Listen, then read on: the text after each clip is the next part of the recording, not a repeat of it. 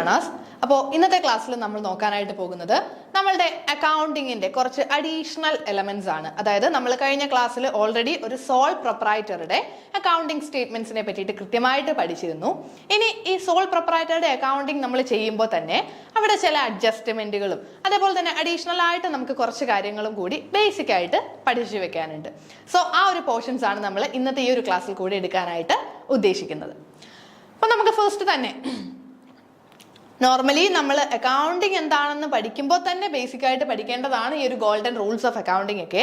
പക്ഷേ നമ്മൾ സ്റ്റാർട്ട് ചെയ്തത് തന്നെ ഒരു സോൾ പ്രൊപ്രൈറ്ററുടെ ഫിനാൻഷ്യൽ സ്റ്റേറ്റ്മെന്റോട് കൂടി ആയതുകൊണ്ടാണ് നമ്മൾ സെപ്പറേറ്റ് ഒരു ക്ലാസ് ആയിട്ട്, അതായത് ബേസിക്സ് മാത്രം പറയാൻ, നമ്മുടെ അക്കൗണ്ടിങ്ങിൽ വരുന്ന ബേസിക്സും അതേപോലെ തന്നെ അഡ്ജസ്റ്റ്മെന്റുകളും ഒക്കെ പറയാനായിട്ട് ഈ ഒരു ക്ലാസ് എടുക്കുന്നത്. സോ നമ്മുടെ അക്കൗണ്ടിങ്ങിൽ ഗോൾഡൻ റൂൾസ് ഓഫ് അക്കൗണ്ടിങ് നമ്മൾ ചെറിയ ക്ലാസ്സുകളിൽ തന്നെ നമ്മൾ എന്താണ് അക്കൗണ്ടിങ് എന്ന് പഠിക്കുമ്പോൾ തന്നെ കൃത്യമായിട്ട് പഠിക്കുന്നതാണ് golden rules of accounting. Golden rules of അക്കൗണ്ടിങ്ങിൽ പറയുന്നത് 3 തരം അക്കൗണ്ടുകളെ പറ്റിയിട്ടാണ് അല്ലേ. നമ്മളിപ്പം ഏതൊരു അക്കൗണ്ട് ചെയ്താലും അല്ലെങ്കിൽ നമ്മളിപ്പോൾ ഒരു ഓർഗനൈസേഷനിൽ പല പല ആക്ടിവിറ്റീസ് അല്ലെങ്കിൽ പല ട്രാൻസാക്ഷൻസ് നടക്കും. ഓരോ ട്രാൻസാക്ഷൻസിനും നമ്മൾ ഓരോ ജേണൽ എൻട്രീസ് എഴുതും. ഈ ജേണൽ എൻട്രി, ഒരു ജേണൽ എൻട്രിയിൽ 2 അക്കൗണ്ട് വരും അല്ലേ.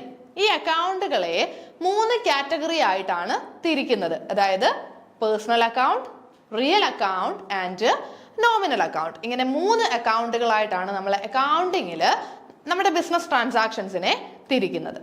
അപ്പൊ ഇവിടെ പേഴ്സണൽ അക്കൗണ്ടിന്റെ പ്രത്യേകത ഇതാണ്. നമ്മളുടെ റൂളുകളാണ് ഇവിടെ എഴുതിയേക്കുന്നത്. സിമ്പിളായിട്ട് പഠിക്കാൻ പറ്റുന്ന രീതിയിലാണ് അറേഞ്ച് ചെയ്തിട്ടുള്ളത്. അപ്പൊ നമുക്ക് നോക്കാം പേഴ്സണൽ അക്കൗണ്ടിന്റെ റൂൾ എന്താണ്. Debit the receiver, credit the giver. Personal അക്കൗണ്ടിന്റെ റൂളാണ് debit the receiver, credit the giver.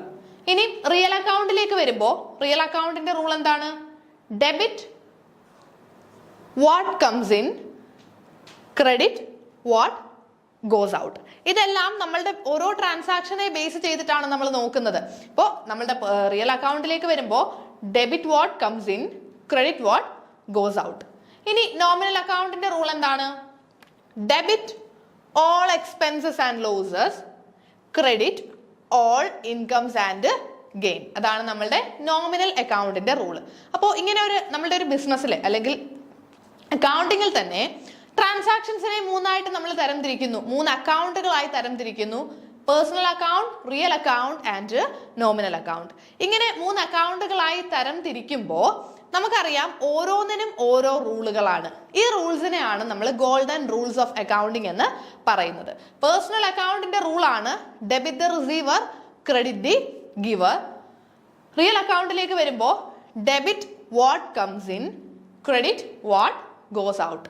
Nominal account എന്ന് പറയുന്നത് debit all expenses and losses, credit all the incomes and gains. ഇനി ഈ 3 അക്കൗണ്ടുകളും എന്തൊക്കെയാണെന്ന് നമുക്കൊന്ന് നോക്കാം. ഫസ്റ്റ് വൺ ആണ് personal account. Personal account is an account that tracks transactions with a specific person or group of people. നിങ്ങൾക്ക് ഒരു transaction കാണുമ്പോൾ അല്ലെങ്കിൽ ഒരു അക്കൗണ്ട് കാണുമ്പോൾ ഇത് ഏത് അക്കൗണ്ട് ആണ്, പേഴ്സണൽ ആണോ, റിയൽ ആണോ, നോമിനൽ ആണോ എന്ന് തിരിച്ചറിയാനായിട്ട് നമുക്കൊരു എളുപ്പ വഴിയുണ്ട്.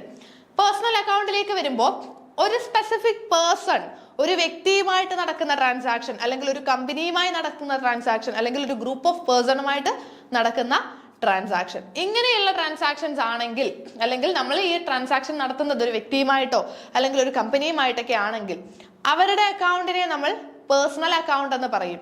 സിമ്പിൾ ആയിട്ട് പറഞ്ഞാൽ ഒരു വ്യക്തിയുടെ പേര് വരുന്ന അക്കൗണ്ട്. ഇപ്പോൾ നമ്മൾ ഒരാൾക്ക് കടത്തിന് സാധനങ്ങൾ കൊടുത്തു, അങ്ങനെയാണെങ്കിൽ ആ കസ്റ്റമറുടെ അക്കൗണ്ട്, ആ സ്പെസിഫിക് കസ്റ്റമറുടെ അക്കൗണ്ട്, ഇപ്പോൾ നമ്മൾ രാജുവിനാണ് കടത്തിന് വിറ്റത്, സോ രാജൂസ് അക്കൗണ്ട് എന്ന് പറയുന്നത് ഒരു പേഴ്സണൽ അക്കൗണ്ട് ആണ്. So for example A customers account receivable or a loan receivable, അല്ലെങ്കിൽ നമുക്ക് ഇങ്ങോട്ട് പണം കിട്ടാനുണ്ടെങ്കിൽ, ഒരു വ്യക്തിയുടെ കയ്യിൽ നിന്ന് നമുക്ക് പണം കിട്ടാനുള്ളതാണെങ്കിൽ ആ ഒരു വ്യക്തിയുടെ അക്കൗണ്ടിനെ നമ്മൾ പേഴ്സണൽ അക്കൗണ്ട് എന്ന് പറയും. കാരണം ആ സിമ്പിളായിട്ട് നോക്കിയാൽ ആ അക്കൗണ്ടിന്റെ പേര് തന്നെ ആ വ്യക്തിയുടെ പേര് ബേസ് ചെയ്തിട്ടല്ലേ വരിക. യെസ്, അപ്പം രാജൂസ് അക്കൗണ്ട് അല്ലെങ്കിൽ സുനിൽസ് അക്കൗണ്ട് അല്ലെങ്കിൽ AB കമ്പനീസ് അക്കൗണ്ട് എന്ന് പറഞ്ഞിട്ട് ഒരു കമ്പനിയോ അല്ലെങ്കിൽ ഒരു സ്പെസിഫിക് പേഴ്സണോ അല്ലെങ്കിൽ ഒരു ഗ്രൂപ്പ് ഓഫ് പേഴ്സൺസോ ഒക്കെ വരുന്ന അക്കൗണ്ടുകളാണെങ്കിൽ അതിനെ നമ്മൾ പേഴ്സണൽ അക്കൗണ്ട് എന്ന് പറയും. അതായത് അവരുടെ പേഴ്സണൽ ആയിട്ടുള്ള അക്കൗണ്ട്, അവരുടെ നെയിം വരുന്ന അക്കൗണ്ടുകളാണ് അതല്ലേ. സോ പേഴ്സണൽ അക്കൗണ്ടിന്റെ റൂൾ ആണ് നമ്മൾ പറഞ്ഞത്. Debit the receiver and credit the giver. ഇനി നെക്സ്റ്റ് ആണ് real account. Real account records a company's assets and liabilities. Real account എന്ന് പറയുമ്പോൾ തന്നെ ഓർത്തോണം, നമ്മുടെ കമ്പനിയുടെ അസറ്റുകളും ലൈബിലിറ്റീസുമാണ് റിയൽ അക്കൗണ്ട് എന്ന് നമ്മൾ പറയുന്നത്. മെഷീനറി അക്കൗണ്ട്, അല്ലെങ്കിൽ ഈ പറഞ്ഞതുപോലെ plant and machinery account, or നമ്മുടെ ലാൻഡ് ആൻഡ് ബിൽഡിങ്സ് അക്കൗണ്ട്, ഇങ്ങനെ വരുന്ന അക്കൗണ്ടുകളൊക്കെ, അതായത് ഒരു അസറ്റോ ലൈബിലിറ്റിയോ ബേസ് ചെയ്തിട്ട് വരുന്ന അക്കൗണ്ടുകളെ നമ്മൾ റിയൽ അക്കൗണ്ട് എന്ന് പറയും. So example land, building, furniture, machineries, ഇതെല്ലാം റിയൽ അക്കൗണ്ടുകളാണ് അല്ലെ. ഇനി ഈ റിയൽ അക്കൗണ്ടിന് ഒരു പ്രത്യേകതയുണ്ട്. എപ്പോഴും റിയൽ അക്കൗണ്ടുകളൊക്കെ നമ്മൾ ഒരു ബിസിനസ്സിൽ ലോങ് ടേമിലേക്ക് വരുന്ന അക്കൗണ്ടുകളാണ്. കാരണം കഴിഞ്ഞ വർഷത്തെ ബാലൻസ് നമ്മൾ ഈ വർഷം എന്ത് ചെയ്യുന്നുണ്ട്, ക്യാരി ഡൗണും ബ്രോ ഡൗണും ഒക്കെ ചെയ്ത് ക്യാരി ഫോർവേഡ് ചെയ്ത് വരുന്നുണ്ട്. കാരണം നമ്മളുടെ അസറ്റുകളും ലൈബിലിറ്റീസുമാണ്. ഇതെല്ലാം ലോങ് ടൈമിലേക്ക് ബിസിനസ്സിലുള്ളതല്ലേ. സോ ഈ ഒരു നമ്മുടെ റിയൽ അക്കൗണ്ടുകൾ എന്ന് പറയുന്നത് ഒരു ടേമിലേക്കോ അല്ലെങ്കിൽ ഒരു അക്കൗണ്ടിങ് പീരീഡിലേക്ക് മാത്രമായിരിക്കില്ല ഉള്ളത്. നമ്മൾ നെക്സ്റ്റ് പീരീഡിലേക്കൊക്കെ ഇതിന്റെ ബാലൻസുകൾ ക്യാരി ഫോർവേഡ് ചെയ്യുന്നുണ്ട്. ഓക്കെ, നെക്സ്റ്റ് ആണ് നോമിനൽ അക്കൗണ്ട്. നോമിനൽ അക്കൗണ്ട് എന്ന് പറയുമ്പോൾ ഇവിടെ സിമ്പിൾ ആയിട്ട് പറഞ്ഞാൽ നമ്മുടെ ഇൻകവും എക്സ്പെൻസുകളും, നമ്മുടെ ഇൻകം ആൻഡ് എക്സ്പെൻസസ്, ഇതിനെ ബേസ് ചെയ്ത് വരുന്ന അക്കൗണ്ടുകളെ നോമിനൽ അക്കൗണ്ട് എന്ന് പറയാം. ഇപ്പോൾ റെന്റ് അക്കൗണ്ട്, സാലറി അക്കൗണ്ട്, ഈ തരത്തിലുള്ള അക്കൗണ്ടുകളൊക്കെ നോമിനൽ അക്കൗണ്ട് എന്ന് പറയാം അല്ലേ. So they are closed at the end of an accounting period. They are also known as temporary accounts. Nominal അക്കൗണ്ടുകളെയാണ് ടെമ്പററി അക്കൗണ്ട്സ് എന്ന് പറയുന്നത്. പ്രീവിയസ് ഇയറിലൊക്കെ പല ക്വസ്റ്റ്യൻസിനും പല എക്സാംസിനും ഇങ്ങനെ ഒരു ക്വസ്റ്റ്യൻ ചോദിച്ച് കണ്ടിട്ടുണ്ട്. അതായത് ടെമ്പററി അക്കൗണ്ട്സ് എന്ന് പറയുന്നത് ഇതിൽ ഏത് അക്കൗണ്ടിനെയാണ്? നോമിനൽ അക്കൗണ്ടിനെയാണ് നമ്മൾ ടെമ്പററി അക്കൗണ്ട്സ് എന്ന് പറയുന്നത്. കാരണം ഓരോ വർഷവും ഇതിന്റെ ബാലൻസ് നമ്മൾ ക്ലോസ് ചെയ്യും, ഒരിക്കലും അടുത്ത വർഷത്തേക്ക് ക്യാരി ഫോർവേഡ് ചെയ്യില്ല. Example rent expense, salary, commission, telephone expense, ഇതെല്ലാം നമുക്ക് നോമിനൽ അക്കൗണ്ടിന്റെ എക്സാമ്പിൾ ആയിട്ട് പറയാം. ഇപ്പോൾ നമ്മൾ ഈ ഒരു അക്കൗണ്ടിങ് പീരീഡ്, ഈ വർഷത്തെ റെന്റ് അക്കൗണ്ട് എന്ന് പറയുന്നത് ഒരിക്കലും നമ്മൾ അതിന്റെ ബാലൻസ് നെക്സ്റ്റ് ഇയറിലേക്ക് ക്യാരി ഫോർവേഡ് ചെയ്യുന്നില്ല. കാരണം ഈ ഇൻകവും എക്സ്പെൻസും എല്ലാം ഫോർ സ്പെസിഫിക് പീരീഡ്, ആ ഒരു സ്പെസിഫിക് ടൈം പീരീഡിലേക്ക് അല്ലെങ്കിൽ ആ ഒരു അക്കൗണ്ടിങ് പീരീഡിലേക്ക് മാത്രമാണ് നമ്മൾ ചെയ്യുന്നത് അല്ലെ. പക്ഷേ നമ്മുടെ അസറ്റ് ആൻഡ് ലൈബിലിറ്റീസ് അങ്ങനെയല്ല, അത് അടുത്ത വർഷവും നമുക്കുണ്ട്. അപ്പോൾ അതിന്റെ ബാലൻസ് ഈ വർഷം നമ്മുടെ ഒരു മെഷീനറി അക്കൗണ്ട് നമ്മൾ ചെയ്യുമ്പോൾ ആ അക്കൗണ്ടിന്റെ ബാലൻസ് നെക്സ്റ്റ് ഇയറിൽ നമ്മൾ ക്യാരി ഫോർവേഡ് ചെയ്യുന്നുണ്ട്. ഓക്കെ, അപ്പൊ ഇതാണ് നമ്മളുടെ 3 ടൈപ്സ് ഓഫ് അക്കൗണ്ട്സ് എന്ന് പറയുന്നത്. ഇനി നമുക്ക് നോക്കാനുള്ളത് distinction between capital and revenue. ഇതൊക്കെ ബേസിക് ആയിട്ട് നിങ്ങൾക്ക് അറിയാവുന്നത് കൊണ്ടാണ് നമ്മൾ അധികം എക്സ്പ്ലനേഷൻ ചെയ്യുന്നില്ല, അധികം എക്സ്പ്ലനേഷന്റെ ആവശ്യമില്ല. ഓൾറെഡി നമ്മൾക്ക് അറിയാവുന്നതല്ലേ. അക്കൗണ്ടിങ്ങിന്റെ ഗോൾഡൻ റൂൾസ് ഓഫ് അക്കൗണ്ടിങ് ഒക്കെ നമ്മൾ ചെറിയ ക്ലാസ്സുകളിൽ പോലും പഠിച്ചിട്ടുള്ളതാണ്. Okay, then capital and revenue. ക്യാപിറ്റലും റവന്യൂവും തമ്മിലുള്ള ഡിഫറൻസ് എന്താണെന്ന് അറിഞ്ഞിരിക്കണം. സോ നമുക്കറിയാം, revenue items form part of the trading and profit and loss account and the capital items help in the preparation of a balance sheet. നമ്മളിപ്പോൾ ഒരു accounts prepare ചെയ്യുമ്പോൾ അവിടെ ക്യാപിറ്റൽ ഐറ്റംസും കാണും, റവന്യൂ ഐറ്റംസും കാണും. അപ്പോൾ നമ്മുടെ ക്യാപിറ്റൽ ഐറ്റംസിന്റെ പ്രത്യേകത ബാലൻസ് ഷീറ്റിന്റെ ഒരു പാർട്ടായിട്ട് വരുന്നതാണ് അല്ലെ ക്യാപിറ്റൽ ഐറ്റംസ്. അതായത് ക്യാപിറ്റൽ എക്സ്പെൻഡിച്ചർ ആകാം, ക്യാപിറ്റൽ ഇൻകം ആകാം, ഇതൊക്കെ ബാലൻസ് ഷീറ്റിന്റെ ഭാഗമായിട്ട് വരുന്നതാണ്. എന്നാൽ റവന്യൂ റെസിപ്റ്റുകളും റവന്യൂ എക്സ്പെൻസുകളും നമ്മുടെ പ്രോഫിറ്റ് ആൻഡ് ലോസ് അക്കൗണ്ടിന്റെ ഭാഗമായിട്ട് വരുന്നതാണ്. അപ്പോൾ ഓരോ ട്രാൻസാക്ഷനും അല്ലെങ്കിൽ ഓരോ എക്സ്പെൻസുകളും ഓരോ ഇൻകവും കാണുമ്പോൾ ഇത് റവന്യൂ ആണോ ക്യാപിറ്റൽ ആണോ എന്ന് കൃത്യമായിട്ട് തിരിച്ചറിയണം. സോ നമുക്ക് നോക്കാം, ഫസ്റ്റ് എക്സ്പെൻഡിച്ചറിനെ തന്നെ നോക്കാം. If the benefit of expenditure extends up to one accounting period, it is termed as revenue expenditure. അതായത് നമ്മളുടെ കയ്യിൽ നിന്നൊരു എക്സ്പെൻസ് ഉണ്ടാകുന്നു, ഒരു കമ്പനിക്ക് അവരുടെ കയ്യിൽ നിന്നൊരു എക്സ്പെൻസ് ഉണ്ടാകുമ്പോൾ ആ എക്സ്പെൻസിന്റെ ബെനിഫിറ്റ് ഒരു അക്കൗണ്ടിങ് പീരീഡിനുള്ളിൽ തന്നെ നമ്മൾക്ക് ആ ബെനിഫിറ്റ് കിട്ടുന്നുണ്ടെങ്കിൽ അതിനെ നമ്മൾ റവന്യൂ എക്സ്പെൻഡിച്ചർ എന്ന് പറയാം. So benefit of expenditure extends up to one accounting period. നമ്മളുടെ കയ്യിൽ നിന്ന് ആ ചെലവായ എക്സ്പെൻസിന്റെ ബെനിഫിറ്റ് ആ ഒരു അക്കൗണ്ടിങ് പീരീഡിനുള്ളിൽ അല്ലെങ്കിൽ ഒരു അക്കൗണ്ടിങ് പീരീഡ് വരെ നമ്മൾക്ക് കിട്ടുന്നുള്ളൂ, അതിനുശേഷവും ബെനിഫിറ്റ് നമുക്ക് കിട്ടുന്നില്ല. അങ്ങനെയാണെങ്കിൽ അതിനെ റവന്യൂ എക്സ്പെൻഡിച്ചർ എന്ന് പറയാം. Normally they are incurred for the day to day conduct of the business. Example ആണ് സാലറി, റെന്റ് എക്സെട്ര. നമ്മൾ റെന്റ് കൊടുക്കുന്നു. ഈ റെന്റ് കൊടുക്കുന്നത് നമ്മൾ ഒരു മാസത്തെ റെന്റ് ആയിരിക്കും കൊടുക്കുക. ഒരു മാസമാണ് നമുക്ക് അതിന്റെ ബെനിഫിറ്റ് കിട്ടുന്നത്. അപ്പോൾ ഒരു അക്കൗണ്ടിങ് പീരീഡ് വരെ, മാക്സിമം ഒരു അക്കൗണ്ടിങ് പീരീഡ് വരെ നമുക്ക് അതിന്റെ ബെനിഫിറ്റ് കിട്ടുന്നില്ലെങ്കിൽ അതിനെ നമ്മൾ റവന്യൂ എക്സ്പെൻഡിച്ചർ എന്ന് പറയാം. Then, if the benefit of expenditure extends more than one accounting period, it is termed as capital expenditure. ഇനി നമ്മൾ ഈ ചെലവാക്കുന്ന തുക, നമ്മളൊരു എക്സ്പെൻഡിച്ചർ, നമ്മളുടെ കയ്യിൽ നിന്ന് ഒരു എക്സ്പെൻസ് ഉണ്ടാകുമ്പോൾ ആ എക്സ്പെൻഡിച്ചറിന്റെ ബെനിഫിറ്റ് ഒരു അക്കൗണ്ടിങ് പീരീഡിലും കൂടുതൽ നമുക്ക് അതിന്റെ ബെനിഫിറ്റ് കിട്ടുമെങ്കിൽ അങ്ങനെ ഒരു എക്സ്പെൻഡിച്ചറിനെ നമുക്ക് ക്യാപിറ്റൽ എക്സ്പെൻഡിച്ചർ എന്ന് പറയാം. എക്സാമ്പിൾ ആണ്, നമ്മളൊരു മെഷീനറി വാങ്ങുന്നു. ഒരു മെഷീനറി വാങ്ങി വെക്കുമ്പോൾ ഒരു വർഷം മാത്രമാണോ ആ മെഷീനറി നമ്മൾ പ്രവർത്തിപ്പിക്കുന്നത്? അല്ല, ഒന്നിൽ കൂടുതൽ വർഷങ്ങളിൽ നമ്മൾ ആ മെഷീനറി യൂസ് ചെയ്യുന്നില്ലേ? അപ്പോൾ നമുക്ക് ഒന്നിൽ കൂടുതൽ അക്കൗണ്ടിങ് പീരീഡിൽ ആ മെഷീനറി ഉപയോഗിച്ചുകൊണ്ട് നമുക്ക് ഇൻകം ജനറേറ്റ് ചെയ്യാൻ പറ്റുന്നുണ്ട്. സോ നമ്മളുടെ കയ്യിൽ നിന്ന് ചെലവായ ആ ഒരു എക്സ്പെൻഡിച്ചറിന്റെ ബെനിഫിറ്റ് ഒരു അക്കൗണ്ടിങ് പീരീഡിനെക്കാട്ടിലും കൂടുതൽ നമ്മൾക്ക് ബെനിഫിറ്റ് കിട്ടുന്നുണ്ടെങ്കിൽ ആ തരത്തിലൊരു എക്സ്പെൻഡിച്ചറിനെ നമുക്ക് ക്യാപിറ്റൽ എക്സ്പെൻഡിച്ചർ എന്ന് പറയാം. ഇപ്പൊ റവന്യൂ എക്സ്പെൻഡിച്ചറും ക്യാപിറ്റൽ എക്സ്പെൻഡിച്ചറും കൃത്യമായിട്ട് നിങ്ങൾക്ക് മനസ്സിലായി എന്ന് വിശ്വസിക്കുന്നു. നമുക്ക് ഓരോ ഡിഫറൻസുകൾ ഒന്ന് നോക്കി പോകാം. Capital expenditure increases earning capacity of business, whereas revenue expenditure is incurred to maintain the earning capacity. നമ്മളുടെ ബിസിനസിന്റെ ഏണിംഗ് കപ്പാസിറ്റി ഇൻക്രീസ് ചെയ്യാനായിട്ട് ക്യാപിറ്റൽ എക്സ്പെൻഡിച്ചറിന് പറ്റും. നമ്മളൊരു മെഷീനറി വാങ്ങി വെച്ചു. ആ മെഷീനറി വാങ്ങി വെക്കുമ്പോൾ നമ്മുടെ ഏണിംഗ് കപ്പാസിറ്റി കൂടുമല്ലേ? നെക്സ്റ്റ് ഇയറിലേക്കും അല്ലെങ്കിൽ പിന്നീട് ആ മെഷീനറി വാങ്ങി കഴിയുമ്പോൾ നമുക്ക് കൂടുതൽ പ്രൊഡക്ഷൻ നടത്താൻ പറ്റും, കൂടുതൽ സെയിൽ നടത്താനായിട്ട് പറ്റും. അപ്പോൾ നമ്മുടെ ഏണിംഗ് കപ്പാസിറ്റിയും കൂടും. എന്നാൽ റവന്യൂ എക്സ്പെൻഡിച്ചർ എന്തിനു വേണ്ടിയിട്ടാണ്? Maintain the earning capacity. നമ്മളുടെ ഏർണിംഗ് കപ്പാസിറ്റി മെയിൻറ്റെയിൻ ചെയ്യാൻ വേണ്ടിയിട്ട് നമുക്ക് റവന്യൂ എക്സ്പെൻഡിച്ചറുകൾ ആകും അല്ലേ? അതായത് ഇപ്പോൾ നമ്മളൊരു റെന്റ് കൊടുക്കുന്നു അല്ലെങ്കിൽ സാലറി ഒക്കെ കൊടുത്ത് ആളുകളെ അവിടെ തന്നെ നിർത്തണം അല്ലേ? നമ്മളുടെ ജോലിക്കാരെ നമുക്ക് അവിടെ തന്നെ നിർത്തണമെങ്കിൽ നമ്മൾ എന്ത് കൊടുക്കണം? അവർക്ക് സാലറി കൊടുക്കണം. ആ സാലറി എന്ന് പറയുന്നത് ഒരു റവന്യൂ എക്സ്പെൻഡിച്ചർ ആണ്. എന്തിനാ ഈ റവന്യൂ എക്സ്പെൻഡിച്ചർ ഉണ്ടാകുന്നേ? നമ്മുടെ ഏർണിംഗ് കപ്പാസിറ്റി മെയിൻറ്റെയിൻ ചെയ്യാനാ. സാലറി കൊടുത്തില്ലെങ്കിൽ ആ ജോലിക്കാരൻ പോകും. അപ്പോൾ നമ്മുടെ ഏർണിംഗ് കപ്പാസിറ്റി കുറഞ്ഞു പോകത്തില്ലേ? സോ ആ ഏർണിംഗ് കപ്പാസിറ്റി മെയിൻറ്റെയിൻ ചെയ്യാനാണ് നമ്മൾ റവന്യൂ എക്സ്പെൻഡിച്ചറുകൾ നമുക്ക് ഉണ്ടാകുന്നത്. ഇനി ഏർണിംഗ് കപ്പാസിറ്റി ഇൻക്രീസ് ചെയ്യാനാണ് ക്യാപിറ്റൽ എക്സ്പെൻഡിച്ചറുകൾ ഇൻകർ ചെയ്യുന്നത്. Next one, capital expenditure is incurred to acquire fixed asset for operation of business. നമ്മളുടെ ബിസിനസ് ഓപ്പറേഷൻസിന് വേണ്ടി ഫിക്സഡ് അസറ്റുകൾ, മെയിൻ ആയിട്ട് ഫിക്സഡ് അസറ്റുകൾ വാങ്ങാനാണ് നമുക്ക് capital expenditure ചെലവാകുന്നത്.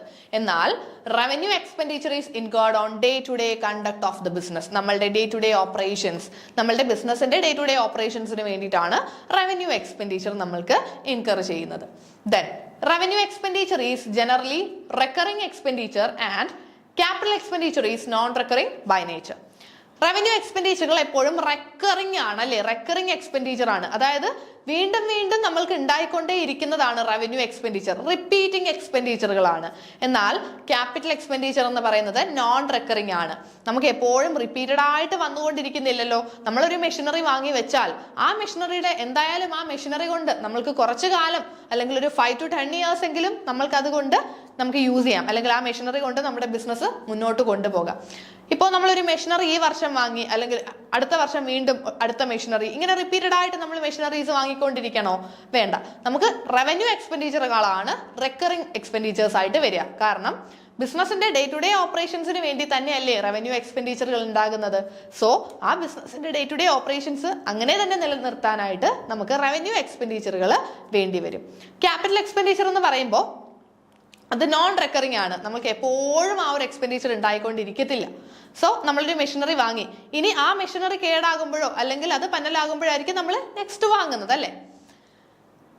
Then okay, capital expenditure benefits more than one accounting year. നമ്മൾ ആദ്യം പറഞ്ഞതാണ് ക്യാപിറ്റൽ എക്സ്പെൻഡിച്ചറിന്റെ ബെനിഫിറ്റ് ഒരു അക്കൗണ്ടിങ് ഇയറിനെക്കാട്ടിലും കൂടുതൽ, ഒരു അക്കൗണ്ടിങ് ഇയറിലും കൂടുതൽ നമുക്ക് എന്ത് കിട്ടും? ക്യാപിറ്റൽ എക്സ്പെൻഡിച്ചറിന്റെ ബെനിഫിറ്റ് നമുക്ക് കിട്ടും. പക്ഷേ revenue expenditure normally benefits 1 accounting year. നമുക്ക് ഉണ്ടാകുന്ന റവന്യൂ എക്സ്പെൻഡിച്ചറിന്റെ ബെനിഫിറ്റ് മാക്സിമം ഒരു അക്കൗണ്ടിങ് ഇയർ വരെ കിട്ടുള്ളൂ. അതിനപ്പുറത്തേക്ക് നമുക്ക് അതിന്റെ ബെനിഫിറ്റ് കിട്ടില്ല. Then capital expenditure subject to depreciation is recorded in balance sheet. Capital expenditure നമ്മൾ റെക്കോർഡ് ചെയ്യുന്നത് ബാലൻസ് ഷീറ്റിലാണ്. അതേപോലെ തന്നെ ക്യാപിറ്റൽ എക്സ്പെൻഡിച്ചറിന് ഡിപ്രീസിയേഷൻ നമ്മൾ കൊടുക്കേണ്ടതായിട്ട് വരും. എന്താണ് ഡിപ്രീസിയേഷൻ എന്ന് നമുക്കറിയാം അല്ലേ? നമ്മളുടെ wear and tear of fixed asset. Fixed അസറ്റിന്റെ വാല്യൂ നമ്മൾ യൂസ് ചെയ്യുന്ന അനുസരിച്ചിട്ട് ഫിക്സഡ് അസറ്റിന്റെ വാല്യൂ കുറയുന്നതിനെ നമ്മൾ ഡിപ്രീസിയേഷൻ എന്ന് പറയും. Then revenue expenditure subject to outstanding and prepaid amount is transfer to trading and profit and loss account. Revenue എക്സ്പെൻഡിച്ചറുകൾ എങ്ങോട്ടായിരിക്കും നമ്മൾ ട്രാൻസ്ഫർ ചെയ്യുന്നത്?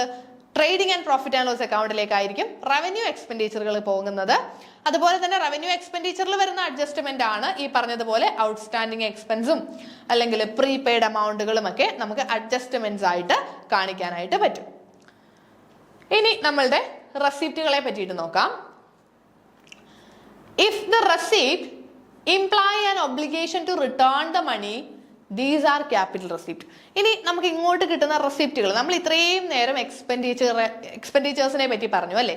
അതായത് എന്താണ് റവന്യൂ എക്സ്പെൻഡിച്ചർ, എന്തിനെയൊക്കെ നമുക്ക് റവന്യൂ എക്സ്പെൻഡിച്ചർ ആയിട്ട് പറയാം, റവന്യൂ എക്സ്പെൻഡിച്ചറിന്റെ ബെനിഫിറ്റ് എപ്പോഴൊക്കെ കിട്ടും, ഇങ്ങനെയുള്ള കാര്യങ്ങളെല്ലാം നമ്മൾ റവന്യൂ റെസിപ്റ്റ് ആൻഡ് റവന്യൂ എക്സ്പെൻഡിച്ചറിനെ പറ്റിയിട്ട് പറഞ്ഞു. റവന്യൂ എക്സ്പെൻഡിച്ചർ ആൻഡ് ക്യാപിറ്റൽ എക്സ്പെൻഡിച്ചറിനെ പറ്റിയിട്ട് പറഞ്ഞു. ഇനി നമുക്ക് റെസിപ്റ്റുകളിലേക്ക് വരാം. ഇത്രയും നേരം നമ്മൾ എക്സ്പെൻഡിച്ചറുകളിലേക്ക് പോയി, ഇനി നമുക്ക് റെസിപ്റ്റുകളിലേക്ക് വരാം. റെസിപ്റ്റുകളെ നമ്മൾ എങ്ങനെയാണ് ക്യാപിറ്റൽ, റവന്യൂ എന്നിങ്ങനെ തരംതിരിക്കുന്നത് നമുക്ക് നോക്കാം. If the receipt imply an obligation to return the money, these are capital receipt. വളരെ ഇമ്പോർട്ടന്റ് ആയിട്ട് പഠിച്ചു വെക്കണം, വളരെ ഇമ്പോർട്ടന്റ് ആണ്. അതായത് നമുക്കൊരു എമൗണ്ട് ഇങ്ങോട്ട് കിട്ടുകയാണല്ലേ, അതിനെയല്ലേ റെസിപ്റ്റുകൾ എന്ന് പറയുന്നത്. സോ നമുക്ക് ഇങ്ങോട്ട് കിട്ടുന്ന ഒരു എമൗണ്ട് അല്ലെങ്കിൽ റെസിപ്റ്റുകള് imply an obligation to return the money. അതായത് നമുക്കൊരു എമൗണ്ട് ഇങ്ങോട്ട് കിട്ടുന്നു, ആ കിട്ടുന്നത് എങ്ങനെയാ? വെറുതെ കിട്ടുന്നതാണോ? അല്ല. Obligation to return the money. നമുക്ക് കിട്ടുന്ന എമൗണ്ട് തിരിച്ചു കൊടുക്കാൻ ഒരു ഒബ്ലിഗേഷനും നമുക്കുണ്ട്. അപ്പോൾ നമുക്ക് വെറുതെ കിട്ടുന്നതല്ല, നമ്മൾ തിരിച്ച് കൊടുക്കണം, തന്ന ആൾക്ക് തിരിച്ചു കൊടുക്കണം. അങ്ങനെ ഒരു ഒബ്ലിഗേഷൻ ആ ഒരു റെസിപ്റ്റിൽ വരുന്നെങ്കിൽ അതിനെ ക്യാപിറ്റൽ റെസിപ്റ്റ് എന്ന് പറയാം. അതായത് നമുക്ക് ഇങ്ങോട്ട് കിട്ടുന്ന ഒരു എമൗണ്ട്, നമുക്ക് ഇങ്ങോട്ട് കിട്ടുന്ന റെസിപ്റ്റുകൾ നമ്മളത് തിരിച്ചവർക്ക് കൊടുക്കണം എന്നൊരു ഒബ്ലിഗേഷൻ, നമ്മളത് തിരിച്ചു കൊടുത്തിരിക്കണം, തിരിച്ചു കൊടുക്കേണ്ട എമൗണ്ട് ആണ് എന്നൊരു കണ്ടീഷൻ അവിടെ ഉണ്ടെങ്കിൽ ആ റെസിപ്റ്റിനെ നമ്മൾ ക്യാപിറ്റൽ റെസിപ്റ്റ് എന്നായിരിക്കും പറയുന്നത്. എക്സാമ്പിൾ ആണ് additional capital brought in by the owner or a loan taken from the bank. നമ്മളൊരു ബാങ്കിൽ നിന്ന് ലോൺ എടുത്തു. ബാങ്കിൽ നിന്നൊരു ലോൺ എടുത്താൽ അത് നമുക്ക് ഇങ്ങോട്ട് കിട്ടുന്നതാണല്ലേ, റെസിപ്റ്റ് ആണ്, നമുക്ക് ഇങ്ങോട്ടാണ് പൈസ കിട്ടുന്നത്. ഇനി ബാങ്കിൽ നിന്ന് എടുത്ത ലോണ് റവന്യൂ ആണോ ക്യാപിറ്റൽ ആണോ? റവന്യൂ റെസിപ്റ്റ് ആണോ ക്യാപിറ്റൽ റെസിപ്റ്റ് ആണോ? എപ്പോഴും നമ്മൾ നോക്കണം, ഈ കിട്ടുന്ന എമൗണ്ട് തിരിച്ചു കൊടുക്കണം എന്നൊരു ഒബ്ലിഗേഷൻ ഉണ്ടെങ്കിൽ അതിന് ക്യാപിറ്റൽ റെസിപ്റ്റ് തന്നെ ആയിരിക്കും. നമ്മൾ ബാങ്കിൽ നിന്ന് ലോൺ എടുത്താൽ അത് തിരിച്ചു കൊടുക്കണം. അതേപോലെ തന്നെ ബിസിനസിന്റെ ഓണർ ബിസിനസ്സിലേക്ക് കുറച്ച് എമൗണ്ട് കൊണ്ടുവന്നു, ക്യാപിറ്റൽ കോൺട്രിബ്യൂട്ട് ചെയ്തു. ഈ ക്യാപിറ്റൽ എന്ന് പറയുന്നതും ബിസിനസ് ഓണർക്ക് തിരിച്ചു കൊടുക്കേണ്ടതാണ്. അതുകൊണ്ട് അതും നമ്മൾ എന്ത് പറയും? ക്യാപിറ്റൽ റെസിപ്റ്റ് എന്ന് പറയും. Then, if a receipt does not incur an obligation to return the money or is not in the form of a sale of fixed asset, it is termed as revenue receipt. അതായത് ഇനി നമുക്ക് കിട്ടുന്ന റെസിപ്റ്റുകൾക്ക് ഈ പറഞ്ഞതുപോലെ നമുക്ക് ഇങ്ങോട്ട് പൈസ കിട്ടി, ഈ കിട്ടുന്ന എമൗണ്ട് നമ്മൾ തിരിച്ചു കൊടുക്കണ്ട, തിരിച്ചവർക്ക് കൊടുക്കണം എന്നൊരു ഒബ്ലിഗേഷൻ ഇല്ല, നമുക്ക് കിട്ടാനുള്ളതാണ് അല്ലെങ്കിൽ നമുക്ക് അർഹതപ്പെട്ടതാണ്. അപ്പോൾ അങ്ങനെ ഒരു ഒബ്ലിഗേഷൻ, തിരിച്ചു കൊടുക്കണം എന്നൊരു ഒബ്ലിഗേഷൻ ഇല്ലാതെ നമുക്ക് കിട്ടുന്ന റെസിപ്റ്റുകളെ നമുക്ക് എന്ത് പറയാം? റവന്യൂ റെസിപ്റ്റ് എന്ന് പറയാം. പ്രൊവൈഡഡ് അവിടെ ഒരു കണ്ടീഷൻ ഉണ്ട്, ഫിക്സഡ് അസറ്റിന്റെ സെയിലിൽ നിന്ന് കിട്ടുന്ന റെസിപ്റ്റ് ആയിരിക്കരുത്. ഫിക്സഡ് അസറ്റുകൾ വിൽക്കുമ്പോൾ കിട്ടുന്ന റെസിപ്റ്റ് എന്ന് പറയുന്നത് ക്യാപിറ്റൽ റെസിപ്റ്റ് ആണ്. അത് നിങ്ങളൊന്ന് ചിന്തിച്ച് നോക്കിയേ, ഫിക്സഡ് അസറ്റുകൾ നമ്മൾ വിൽക്കുമ്പോൾ നമുക്ക് കിട്ടുന്ന എമൗണ്ട് അത് ആക്ച്വലി നമ്മൾ തിരിച്ചു കൊടുക്കേണ്ട ഒബ്ലിഗേഷൻ ഉണ്ടോ? ഇല്ല. ആ എമൗണ്ട് നമ്മൾ ആർക്കും തിരിച്ചു കൊടുക്കേണ്ട, അത് നമുക്ക് അർഹതപ്പെട്ട എമൗണ്ട് ആണ്. അപ്പോൾ നമ്മളത് തിരിച്ചു കൊടുക്കേണ്ട ഒബ്ലിഗേഷൻ ഇല്ല. പക്ഷേ നമുക്ക് കിട്ടിയത്, ഫിക്സഡ് അസറ്റ് വിറ്റപ്പോൾ നമുക്ക് കിട്ടിയ ആ ഒരു എമൗണ്ട് എന്ന് പറയുന്നത് തിരിച്ചു കൊടുക്കേണ്ട ഒബ്ലിഗേഷൻ ഇല്ല എന്നതുകൊണ്ട് അത് റവന്യൂ ആകത്തില്ല. നമ്മൾ ഫിക്സഡ് അസറ്റ് വിൽക്കുമ്പോൾ കിട്ടുന്ന എമൗണ്ടുകളെ ക്യാപിറ്റൽ റെസിപ്റ്റിന്റെ കൂട്ടത്തിലേ പറയുള്ളൂ. അതുകൊണ്ടാണ് അത് അവിടെ എടുത്തു പറയുന്നത്. If A receipt does not incur an obligation to return the money or is not in the form of sale of a fixed asset, it is termed as revenue receipt. Then examples of revenue receipt ആണ് sales made by the firm, interest on investment received by the firm. നമ്മൾക്ക് main ആയിട്ട് sales റവന്യൂവിനെയാണ് നമ്മൾ revenue receipt എന്ന് പറയുന്നത്. Business ആക്ടിവിറ്റിയിൽ നിന്ന് കിട്ടുന്ന റെസിപ്റ്റുകളെ നമ്മൾ main ആയിട്ട് നമ്മളുടെ റവന്യൂ റെസിപ്റ്റ് എന്ന് പറയാറുണ്ട്. അപ്പോൾ റവന്യൂ റെസിപ്റ്റും ക്യാപിറ്റൽ റെസിപ്റ്റും തമ്മിലുള്ള ഡിഫറൻസ് നിങ്ങൾക്ക് ക്ലിയർ ആയി എന്ന് വിശ്വസിക്കുന്നു. സോ റവന്യൂ റെസിപ്റ്റ് എന്ന് പറഞ്ഞാൽ നമ്മൾ പറഞ്ഞു നമുക്ക് തിരിച്ചു കൊടുക്കണമെന്നൊരു ഒബ്ലിഗേഷൻ ഇല്ലാതെ നമുക്ക് കിട്ടുന്ന എമൗണ്ടുകൾ, അതിനെ നമ്മൾ റവന്യൂ റെസിപ്റ്റ് എന്ന് പറയും. ക്യാപിറ്റൽ റെസിപ്റ്റ് എന്ന് പറഞ്ഞാൽ നമ്മൾക്ക് കിട്ടുന്ന എമൗണ്ട് നമ്മൾ തിരിച്ചു കൊടുക്കണം, തിരിച്ച് ഓണർക്ക് കൊടുക്കേണ്ട ഒബ്ലിഗേഷൻ നമുക്ക് ഉണ്ടെങ്കിൽ ആ കിട്ടുന്ന എമൗണ്ടിനെ നമ്മൾ ക്യാപിറ്റൽ റെസിപ്റ്റ് എന്നായിരിക്കും പറയുന്നത്. ആ ഒരു ഡിഫറൻസ് നിങ്ങൾക്ക് ക്ലിയർ ആയി എന്ന് വിശ്വസിക്കുന്നു. ദെൻ വളരെ ഇമ്പോർട്ടൻ്റ് ആയിട്ട് വരുന്ന 2 പോയിന്റ്സ് ആണ്. A receipt is a capital receipt if it creates a liability or reduce an asset. കൃത്യമായിട്ട് പറയുന്നുണ്ട്. ഇതേപോലെ തന്നെ നമുക്ക് കിട്ടുന്ന ഒരു എമൗണ്ട് ക്യാപിറ്റൽ റെസിപ്റ്റ് എന്ന് പറയാം എപ്പോ if it creates A liability, ഒന്നെങ്കിൽ അതൊരു ലയബിലിറ്റി ക്രിയേറ്റ് ചെയ്യും, അതായത് നമ്മൾ അവർക്ക് തിരിച്ചു കൊടുക്കണം. നമ്മൾ ആദ്യം പറഞ്ഞ അതേ കാര്യമാണ്, നമ്മൾ തിരിച്ചു കൊടുക്കണം. അപ്പോൾ ഒന്നെങ്കിൽ ആ ഒരു റെസിപ്റ്റ് കാരണം നമുക്കൊരു ലയബിലിറ്റി ഉണ്ടാകും, അല്ലെങ്കിൽ റെഡ്യൂസസ് ആൻ അസറ്റ്, അല്ലെങ്കിൽ നമ്മുടെ ഒരു അസറ്റ് അവിടെ കുറയും. ഇങ്ങനെയുള്ള റെസിപ്റ്റുകളെ ക്യാപിറ്റൽ റെസിപ്റ്റ് എന്ന് പറയാം. നമ്മൾ പറഞ്ഞില്ലേ ഒരു ഫിക്സഡ് അസറ്റ് വിൽക്കുമ്പോൾ കിട്ടുന്ന എമൗണ്ട് നമ്മൾ തിരിച്ചു കൊടുക്കണ്ട, നമ്മൾ ആർക്കും തിരിച്ചു കൊടുക്കണ്ട, പക്ഷെ അതിനെയും ക്യാപിറ്റൽ റെസിപ്റ്റിലാണ് നമ്മൾ ഉൾപ്പെടുത്തുന്നത്. അതിന് ക്ലിയർ ആയിട്ട് ആ കാര്യത്തിൽ ഒരു ക്ലാരിറ്റി വരാനാണ് ഇങ്ങനെ ഒരു ഡെഫിനേഷൻ തന്നിട്ടുള്ളത്. ഒരു റെസിപ്റ്റിനെ ക്യാപിറ്റൽ റെസിപ്റ്റ് എന്ന് പറയാം എപ്പോ if it creates A liability, ഒന്നെങ്കിൽ നമുക്കൊരു ലയബിലിറ്റി ക്രിയേറ്റഡ് ആകും, ആ ഒരു റെസിപ്റ്റ് കൊണ്ട് ഒരു ലയബിലിറ്റി ഉണ്ടാകും, അല്ലെങ്കിൽ ഒരു അസറ്റ് അവിടെ കുറയും, നമ്മുടെ ഒരു അസറ്റിനെ അവിടെ കുറയ്ക്കും. അപ്പോൾ നമ്മൾ ഈ പറഞ്ഞ പോലെ നമ്മളൊരു ലോൺ എടുത്താൽ അവിടെ ഒരു ലയബിലിറ്റി ക്രിയേറ്റ് ആയല്ലോ, അപ്പൊ അത് ക്യാപിറ്റൽ റെസിപ്റ്റ് ആയിട്ട് പറയാമല്ലോ. ഇനി അതല്ല, നമ്മളൊരു അസറ്റ് വിറ്റു, നമ്മുടെ ഫിക്സഡ് അസറ്റ് വിറ്റപ്പോൾ നമ്മുടെ ഒരു അസറ്റ് അവിടെ റെഡ്യൂസ്ഡ് ആയി, അപ്പോഴും അതൊരു ക്യാപിറ്റൽ റെസിപ്റ്റ് ആയല്ലോ.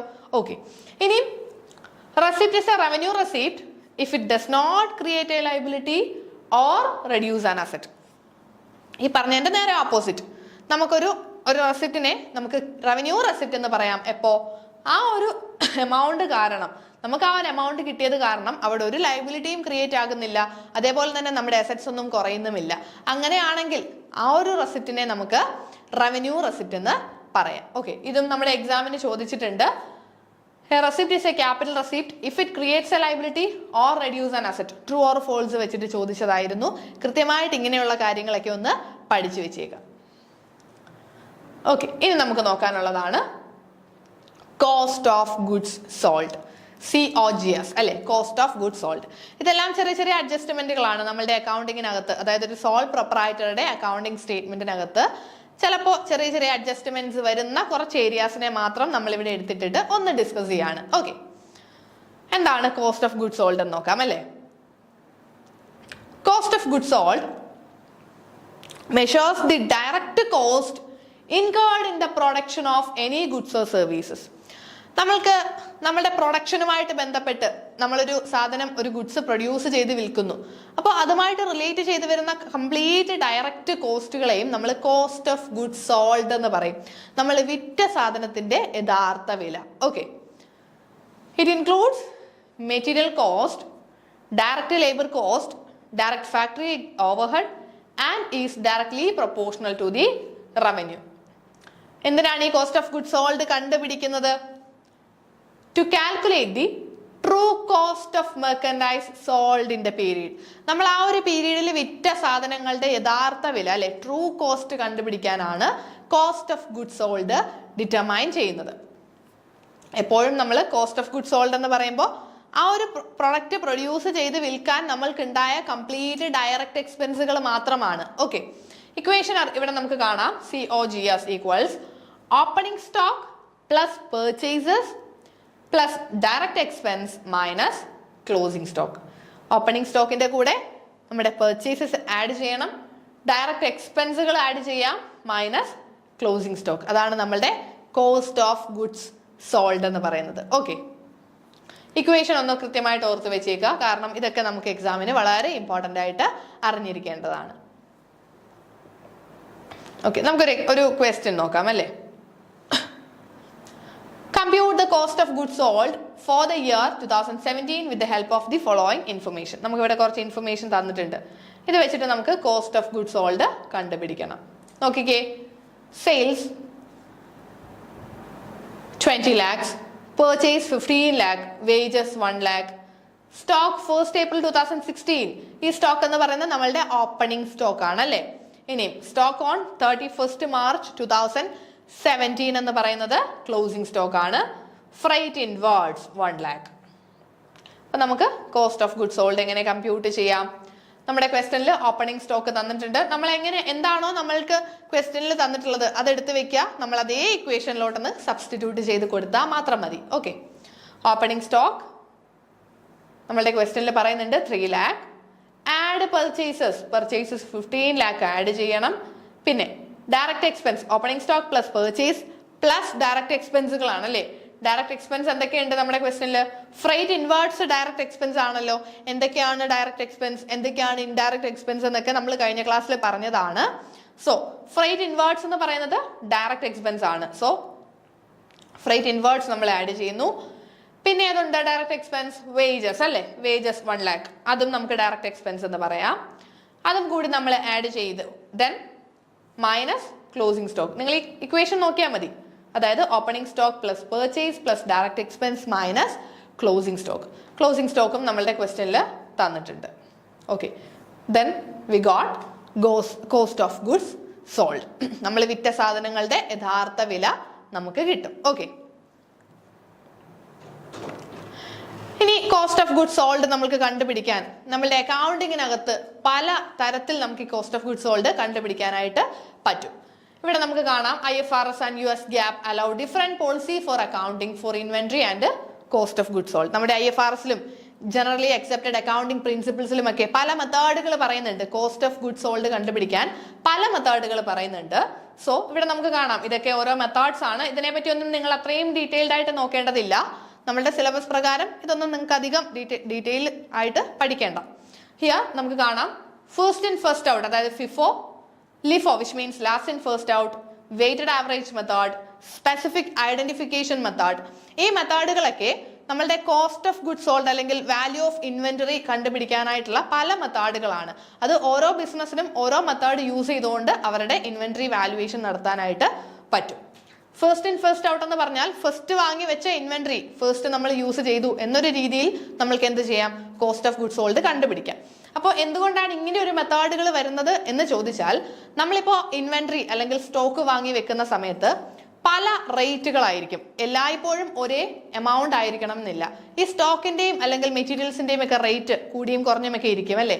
അങ്ങനെ വരുമ്പോൾ നമ്മൾ ഏത് എമൗണ്ടിൽ വാങ്ങിയ ഇൻവെന്ററി ആണ് നമ്മൾ ഈ ഒരു ഫിനിഷ്ഡ് ഗുഡ്സ് പ്രൊഡ്യൂസ് ചെയ്യാൻ യൂസ് ചെയ്തത് എന്നൊരു ക്വസ്റ്റ്യൻ അവിടെ വരും. അതുകൊണ്ടാണ് നമ്മൾ ഈ മെത്തേഡുകൾ ഇവിടെ യൂസ് ചെയ്യുന്നത്. ഓക്കെ, അപ്പൊ ഇത്രയും കാര്യങ്ങൾ നിങ്ങൾക്ക് ക്ലിയർ ആയി എന്ന് വിശ്വസിക്കുന്നു. ബാലൻസ് നമുക്ക് നെക്സ്റ്റ് ക്ലാസ്സിലായിട്ട് ഡിസ്കസ് ചെയ്യാം.